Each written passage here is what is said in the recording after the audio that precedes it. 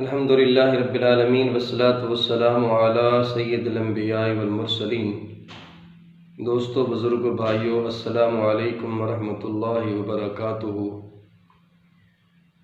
ख़ानदानी निज़ाम हमारे मुआशरे का एक बेहतरीन निज़ाम है जिसके 3 सुतून हैं: सास, बहू और बेटा। इन 3 सुतून के साथ इमारत ख़ानदान की कायम और दायम है। अगर ये तीनों सुतून अपनी जगह पे बरकरार रहें तो ये इमारत बड़े अरसे तक चल सकती है। अगर इनमें से कोई एक सुतून भी दूसरे की हुदूद में तजावुज़ करेगा तो इस इमारत का कायम रहना तो दूर की बात है, ये जल्द मुनहदिम होकर टूट फूट का शिकार भी हो सकती है। दरअसल जब बहू का इंतखाब किया जाता है तो सास बड़े नाज़ो नियम के साथ और बड़ी चाहत के साथ अपनी बहू का इंतखाब करती है और उसे अपने घर लेकर आती है। तो जैसे ही बहू घर में आती है तो दूसरे दिन ही सास बहू के दरमियान एक जंग छिड़ जाती है, और ऐसी तवील जंग कि जो ना ख़त्म होने का नाम ही नहीं लेती। आखिर ऐसी क्या वजह है कि जिस बहू का इंतखाब भी खुद किया और उसको घर लेकर भी आई तो उसके साथ ऐसे क्या मामलात हो गए कि इख्तलाफात शुरू हो गए। तो कुछ बातें मैं आपके सामने पेश करता हूँ।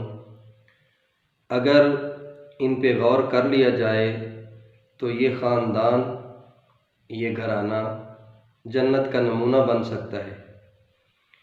वो ये है कि जैसे ही सास अपनी बहू घर लेकर आती है, अगर उसको अपनी बेटी समझ ले और उसके साथ वही रवैया इख्तियार करे जो अपनी बेटियों के साथ करती है, और उसको वही मोहब्बत दे, वही प्यार और वही शफ़क़त दे जो अपनी बेटियों को देती है, तो मेरे ख़्याल में बहुत जल्द ये रिश्ता उस्तवार हो सकता है, कायम और दायम हो सकता है और मोहब्बतों में तब्दील हो सकता है। और उसकी गलतियों को इग्नोर भी किया जा सकता है, जैसे अपनी बेटियों की गलतियों को इग्नोर किया जाता है। इसी तरह ज़रूरी नहीं है कि वो सारा कुछ घर से ही सीख कर आए, तो कुछ बातें या कुछ काम उसको सिखाने भी पड़ सकते हैं, जैसे अपनी बेटियों को सिखाए जाते हैं।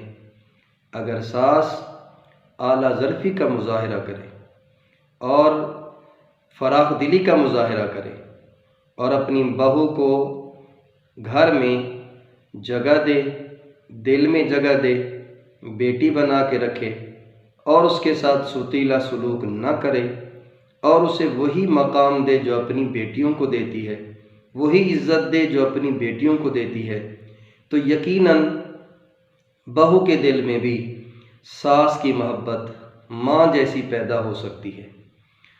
और जाहिर है कुछ अरसे के लिए एक बहू जब अपना ख़ानदान, अपने माँ बाप, अपने बहन भाई जब छोड़कर आती है तो अजनबियत सी उसको भी महसूस होती है। बहुत सारे काम उसको भी अच्छे लगते हैं, बहुत सारे काम अच्छे नहीं लगते। ज़रूरी नहीं है कि आते ही सारे घर का बोझ उसके ऊपर डाल दिया जाए और सारी जिम्मेदारियां अब उसके सपुर्द कर दी जाएं कि पूरे ख़ानदान के काम जो है वो अब आपके सपुर्द हैं। कपड़े भी आपने धोने हैं, खाना भी आपने ही बनाना है, सफाई भी आपने ही करनी है। आप एक मुलाजिमा बनकर आई हैं, ये सारी जिम्मेदारियां आपकी ही हैं। अगर इस तरह से समझ लिया जाए तो ये तो बहुत जल्द ही दरमियान में दरारें पैदा हो सकती हैं। और इसकी रोकथाम के लिए बेहतर इक़दामात ये हैं कि सास जो है वो माँ बन जाए तो यकीनन बहू बेटी बन जाएगी।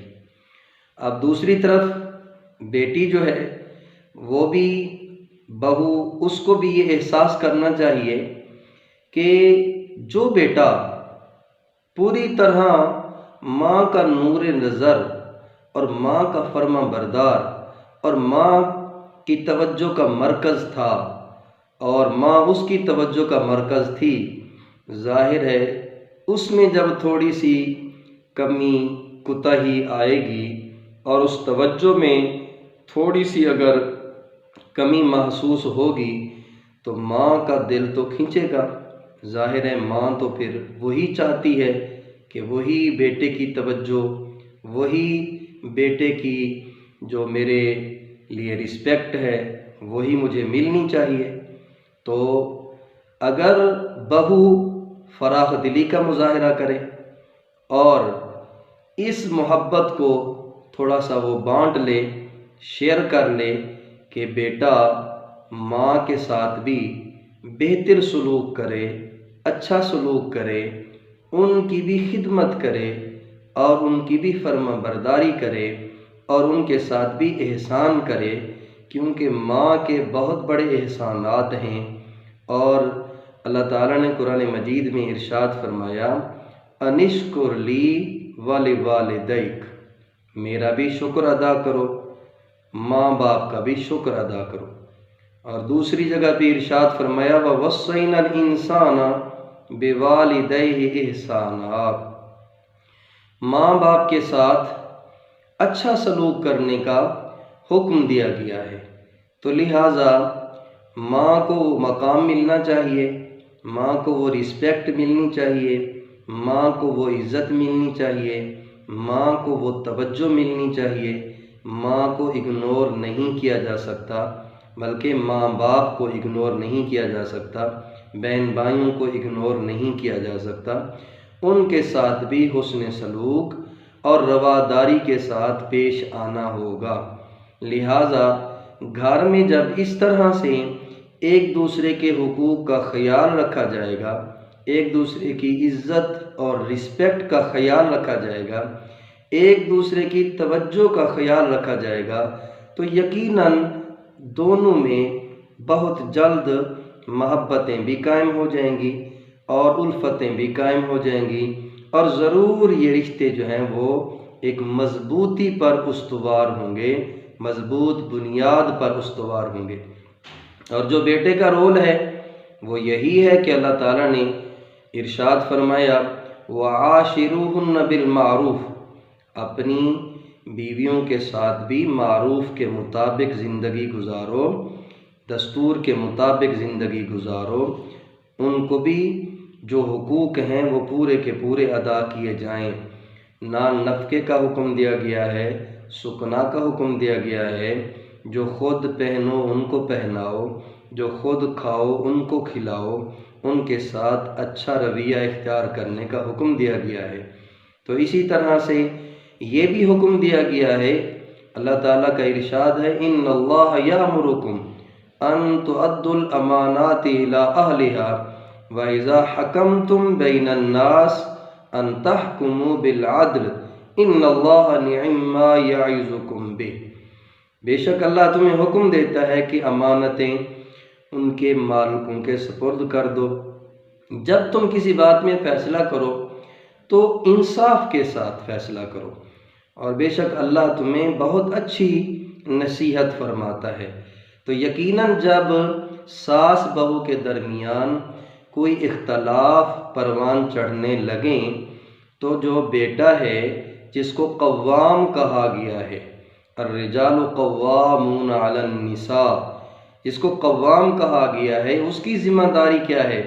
उसकी ज़िम्मेदारी ये है कि वो एक तरफ़ा जो है वो अपने तवज्जो का रुख न मोड़ ले, बल्कि दोनों तरफ दोनों के जो तवज्जो और दोनों के जो हुकूक हैं वो भरपूर तरीके से अदा करे।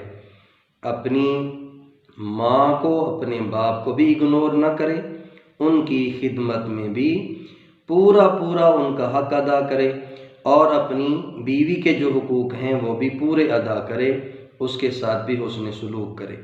तो लिहाजा इन तीनों अफराद का अपने अपने दायरा कार में रहकर दूसरों के हुकूक अदा करना और अपने फ़राइज़ को ज़िम्मेदारी से अदा करना और घर के माहौल को बहुत खूबसूरत और अच्छे अंदाज में चलाना बहुत ज़्यादा अहमियत का हामिल है।